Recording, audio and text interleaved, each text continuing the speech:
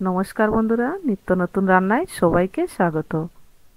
বাড়িতে থাকা মাত্র কয়েক পিস পাউরুটি দিয়ে পুরো পরিবারের জন্য দারুণ স্বাদের এই রেসিপিটা বানিয়ে দেখতে পারেন। বানানো খুবই সহজ আর খেতে ভীষণ ভালো লাগে।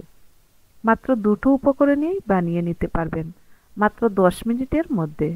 আশা করি রেসিপিটা আপনাদের খুবই ভালো লাগবে, আর শেষ পর্যন্ত দেখা অনুরোধ রইল। তো চলুন রেসিপিটা বানানো শুরু করা যাক।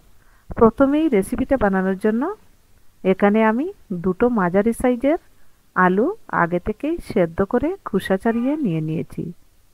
এখন এই সেদ্ধ আলুটাকে আমি ম্যাশ করে নেব। এজন্য আমি একটা কাঁটা চামিচ নিয়েছি, আর এই চামিচের মাধ্যমে আমি আলুটাকে ম্যাশ করে নেব।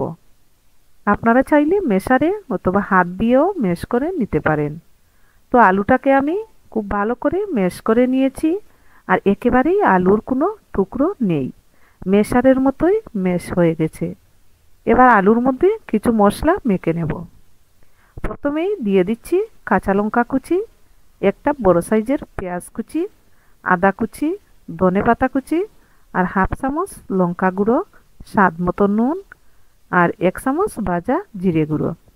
এবার সব কিছু একসাথে ভালো করে মেখে নেব। আমি এখানে লঙ্কাটা একটু বেশি পরিমাণেই দিয়েছি, আপনারা যে যতটুকু ঝাল পছন্দ করেন সে অনুযায়ী দিয়ে দিবেন। আর এই রেসিপিটা একটু ঝাল ঝাল হলেই খেতে ভালো লাগে। তো যাই হোক, আলুটা খুব ভালো করে মেখে নিয়েছি। এবার যে কাজটা করতে হবে, এখানে আমি স্লাইস যে পাউরুটিগুলো হয় তার থেকে আমি 6 পিস পাউরুটি নিয়েছি। এগুলোর চারিপাশের যে শক্ত অংশগুলো আছে সেগুলো কেটে বাদ দিয়ে দেব। পাউরুটিগুলোর শক্ত অংশগুলো ফেলে দেব না, এক সাইডে রেখে দেব, অনেকটা কাজে আসবে। সবগুলো পাউরুটি আমি সাইজ করে কেটে নিয়েছি, আর এখন একটা বেলনি নিয়ে পাউরুটিগুলো বেলে নেব।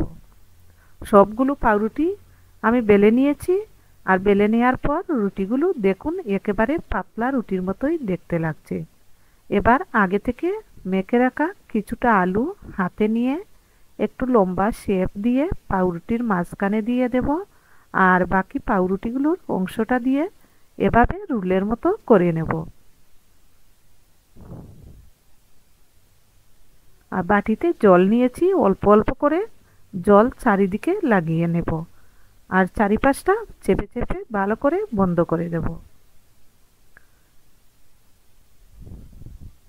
একই প্রসেসে আমি বাকি সবগুলো বানিয়ে নেব।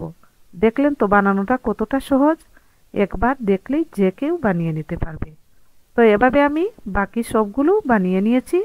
আর বলুন তো বানিয়ে নেওয়ার পর রেসিপিটা কেমন লাগছে। এবার একটা ব্যাটার তৈরি করে নেব।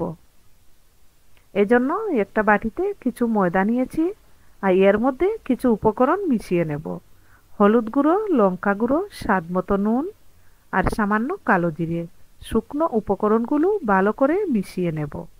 মিশিয়ে নেওয়া হয়ে গেলে অল্প অল্প করে জল দিয়ে ঘন একটা ব্যাটার তৈরি করে নেব। এইরকম গাঢ় করে ব্যাটারটা তৈরি করে নিয়েছি, আর ব্যাটারটা হাত দিয়ে ভালো করে ফেটিয়ে নিতে হবে। এবার চুলাটা অন করে একটা কড়াই বসিয়ে পর্যাপ্ত পরিমাণে সাদা তেল দিয়ে দিলাম, আর এবার তেলটা গরম হয়ে আসা পর্যন্ত অপেক্ষা করব। বানিয়ে রাখা একটা রোল ব্যাটারের মধ্যে ভালো করে ডুবিয়ে গরম হয়ে আসা তেলের মধ্যে দিয়ে দেব। এভাবে আমি আরেকটা রোল ব্যাটারের মধ্যে ডুবিয়ে তেলের মধ্যে দিয়ে দেব। চুলাটা মিডিয়ামে রেখে উল্টিয়ে পাল্টিয়ে মুচমুচে করে ভেজে নেব। এগুলো 2 থেকে 3 বার উল্টে পাল্টে গোল্ডেন কালার করে ভেজে নিয়েছি। এবার চাকনি হাতার মাধ্যমে তেল জড়িয়ে তুলে নিচ্ছি। এভাবে আমি বাকি সবগুলো ব্যাটারের মধ্যে ডুবিয়ে মুচমুচে করে ভেজে নেব। এই রেসিপিটা বানিয়ে যাকেই খাওয়াবেন সে কখনোই বুঝতে পারবে না যে পাউরুটি দিয়ে বানানো রেসিপি। যে খাবে সেই আপনার প্রশংসা করবে, খেতে এতটাই টেস্টি হয় এই রেসিপিটা।